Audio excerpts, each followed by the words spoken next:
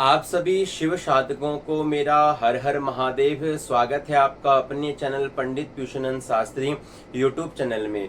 आज के इस वीडियो में हम बात करते हैं, विशेष चर्चा करते हैं प्रदोष व्रत के ऊपर। प्रदोष का व्रत हमें कैसे करना चाहिए, क्या नियम करना चाहिए, किसकी पूजा करनी चाहिए, प्रदोष व्रत के बारे में संपूर्ण जानकारी देने का प्रयास करूंगा। जो कुछ कहूंगा शास्त्र प्रमाण के साथ कहूंगा। आप विश्वास मेरे ऊपर नहीं, आप विश्वास शास्त्र प्रमाण के ऊपर करिएगा। जानते हैं कि यह प्रदोष का व्रत का अर्थ क्या होता है। तो शास्त्र कहता है कि प्रदोष का व्रत का अर्थ होता है भगवान शिव के निकट अत्यधिक प्रेम होना। यह प्रदोष व्रत का अर्थ माना गया है। और देखो, यह प्रदोष का व्रत जो होता है वह सायंकालीन में होता है, अर्थात कि प्रदोष का जो शाब्दिक अर्थ है वह संध्या काल के समय होता है, जब सूर्यास्त के 2 घटी अर्थात कि 48 मिनट तक जो समय होता है वह प्रदोष काल का समय होता है। अब यह प्रदोष काल का जो व्रत यह माताएं रखती हैं, यह माताओं के लिए बहुत ही अभिष्ट फल को देने वाला होता है। भगवान शिव का, भोले बाबा का यह व्रत। और मैं आपको बता दूं, यह प्रदोष का व्रत महीने में 2 बार आता है। पहला कृष्ण पक्ष में, दूसरा शुक्ल पक्ष में आता है। और मैं आपको बता दूं, यह प्रदोष का व्रत अनेक अनेक कामनाओं से रखा जाता है। कैसे रखा जाता है? मान लीजिए आपके पास संतान नहीं है, तो आपको कौन सा व्रत करना चाहिए। मैं ऐसा नहीं कह रहा कि मैंने मुंह से बोला और आपने सुन लिया। मैं आपसे हर वीडियो में कहता हूं कि जो कुछ कहूंगा शास्त्र प्रमाण के साथ कहूंगा। आप विश्वास मेरे ऊपर नहीं, आप विश्वास शास्त्र प्रमाण के ऊपर करिएगा। पहले शास्त्र की सुनिए। स्कंद पुराण में लिखा है, यदा त्रयोदशी कृष्ण सोमवारेण संयुतः, यदा त्रयोदशी शुक्ला मंदवारेण संयुता, ऋण प्रमोशनार्थम तु भौमवारेण संयुता, सौभाग्य स्त्री समृद्ध्यर्थम शुक्रवारेण संयुता, आयु आरोग्य सिद्ध्यर्थम भानुवारेण संयुतः। अर्थात कि स्कंद पुराण में लिखा गया है, यदि किसी माता की गर्भ में संतान ना हो। देखो, कहते हैं कि माँ का आंचल तब पूरा होता है जब माँ के गर्भ में संतान हो। यदि जिस माँ के गर्भ में संतान नहीं होती है वह माँ का आंचल सूना सूना सा रह जाता है। तो देखिए, स्कंद पुराण में लिखा है, जिन भी माताओं की संतान ना हो तो उनको बोले शनिवार का दिन हो, शुक्ल पक्ष हो और शनिवार के दिन प्रदोष हो, तो बोले उन माताओं को शुक्ल पक्ष के शनिवार प्रदोष से उस व्रत को उठाना चाहिए। और कहते हैं साल दर साल में भगवान शिव की असीम कृपा से बोलते हैं उनको श्रेष्ठ पुत्र की प्राप्ति होती है।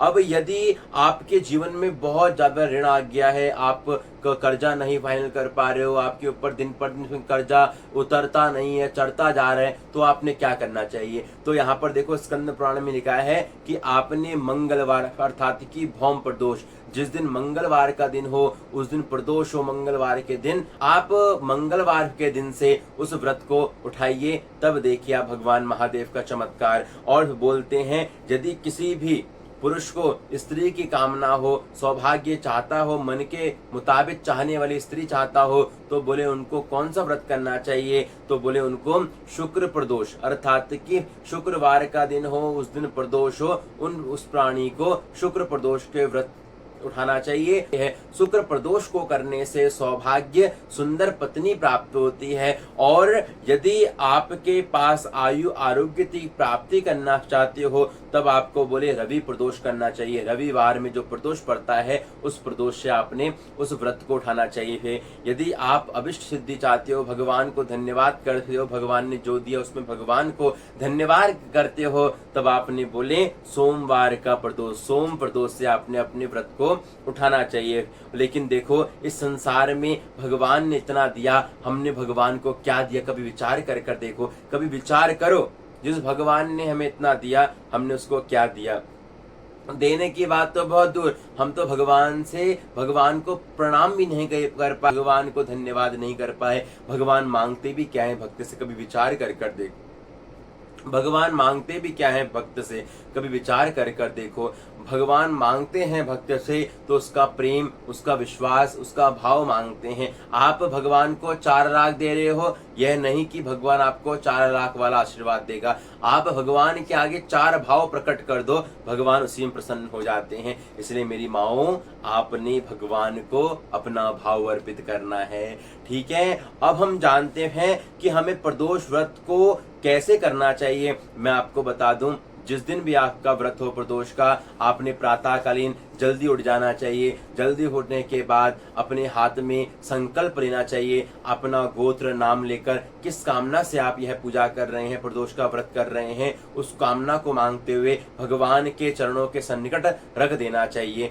फिर आपने करना क्या चाहिए, अपने घर के पास मंदिर हो, यदि आपके घर में कोई शिवलिंग हो उसकी पूजा करनी चाहिए। यदि आपके घर में कोई शिवलिंग नहीं हो तो बोले प्रतिमा की पूजा करनी चाहिए। यदि प्रतिमा भी ना हो तो बोले क्या करना चाहिए, भगवान के मिट्टी के शिवलिंग को बनाना चाहिए और उसमें भगवान की पूजा अर्चना करनी चाहिए। यदि मिट्टी भी ना हो तो बोले हैं भगवान, यदि शिव परिवार की कहीं पर मूर्ति भी क्यों ना हो वहां पर पूजा करनी चाहिए, परंतु विशेषतः पहले अपने घर में पूजा करनी चाहिए। और संध्या कालीन के समय अर्थात कि शाम के समय क्या करना चाहिए, अपने घर के किसी मंदिर में जाना चाहिए, घर के आसपास, वहां पर नंदी जी महाराज की पूजा करनी चाहिए, नंदी जी को दीपदान करना चाहिए, शिवलिंग की पूजा करनी चाहिए और वहां पर जाकर भगवान से एक ही श्लोक बोलना चाहिए कि भवाय भवनाशाय महादेवाय धीमते रुद्राय नीलकंठाय शर्वाय शशिमौलिने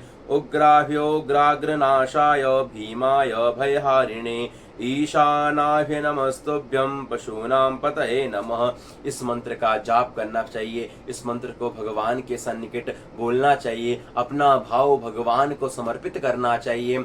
और बोलते हैं कि शिवलिंग के 8 कोनों पर बोले 8 दिशाओं पर दीपदान करना चाहिए। यदि 8 कोनों पर दीपदान ना हो पाए तो बोले एक वृक्ष, एक दीप, तो बोले एक दीप बिल्व पत्र के नीचे रखना चाहिए, एक दीप को नंदी जी महाराज के पास, 2 दीप को भगवान के मंदिर के द्वार पर रखना चाहिए और 2 दीप को अपने घर के द्वार पर रखना चाहिए और 2 दीप को एक भगवान शिव शंकर के आगे, दूसरा माता पार्वती के आगे आपने रखना चाहिए। तो यह विशेष क्रम है पूजा का। और जब भी आप घर पर आए संध्या कालीन के समय पूजा पाठ करने के बाद आपने पहले प्रसाद बनाकर भगवान महादेव को अर्पित करना है, उसके बाद आपने इस व्रत को, अपने व्रत को तोड़ना है। यह आपका प्रदोष के व्रत का नियम है। हम जानते हैं कि हम बहुत से माताओं के प्रश्न आए थे कि हमें प्रदोष व्रत कितने समय तक करना चाहिए। तो देखो, आपने प्रदोष व्रत यदि हो तो 10 साल तक, ना हो तो 5 साल तक, लेकिन मेरा मानना है जब तक आपके शरीर में श्वास है भगवान के दी हुई, तो आपने जीवन पर्यंत भगवान का एक, कोई भी आप जीवन में एक नाम पकड़ लीजिए, एक गुरु पकड़ लीजिए, एक पूजा पकड़ लीजिए, एक व्रत पकड़ लीजिए, एक व्रत करिए, उसी से आपका उद्धार हो जाएगा। तो जीवन पर्यंत आप प्रदोष का व्रत रखिए, उसी में भोले बाबा आपका उद्धार कर देंगे। लेकिन देखो, सबसे बड़ी बात प्रश्न आया था क्या कि हमें व्रत वाले दिन यदि हमारी धर्मपत्नी मासिक धर्म में हो तो क्या हमारा यह व्रत खंडित होता है? लेकिन नहीं, शास्त्र कहता है खंडित कब होता है।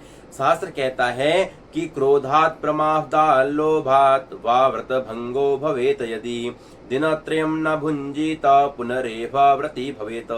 शास्त्र कहता है जिस दिन आप व्रत के दिन क्रोध करते हैं, स्त्री संग करते हैं, झूठ बोलते हैं, शयन करते हैं दिन में, और 5वां यदि आपको भूख लगती है और आप भोजन करते हो, यह आपके व्रत को खंडित करता है। ना कि ये नहीं आपकी धर्मपत्नी मासिक धर्म में हो और आप उस व्रत को खंडित समझो, ऐसा नहीं, कभी मत सोचना। सब भगवान की देन संसार में। और मैं आपको बता दूं, यदि आप चाहते हो कि भगवान का उद्यापन कैसे करना चाहिए शिव प्रदोष व्रत का, तो आपने करना क्या है कि शिवरात्रि वाले दिन और या फिर किसी प्रदोष के दिन आपने घर के पास में या अपने घर पर रुद्राभिषेक करना है। 5 अथवा 7 ब्राह्मणों को भोजन दक्षिणा अर्पित कर भगवान के व्रत का उद्यापन करना चाहिए। परंतु जब भी आप भगवान के मंदिर में जाएं तो पीले अथवा श्वेत वस्त्र धारण करके जाइए, अपने गले में रुद्राक्ष की माला हो, आपके माथे पर त्रिपुंड लगा हो या फिर आपके माथे पर टीका लगा हो और आपके मुख पर भगवान का नाम होना चाहिए। मैं आशा करता हूँ कि आपको यह वीडियो अच्छी लगी होगी। यदि आपको यह वीडियो अच्छी लगी तो प्लीज वीडियो को ज्यादा से ज्यादा लोगों को शेयर करें, जो भी शिव भक्त हैं उनके कानों तक यह वीडियो पहुंच जाए। आप सभी को मेरा हर हर महादेव।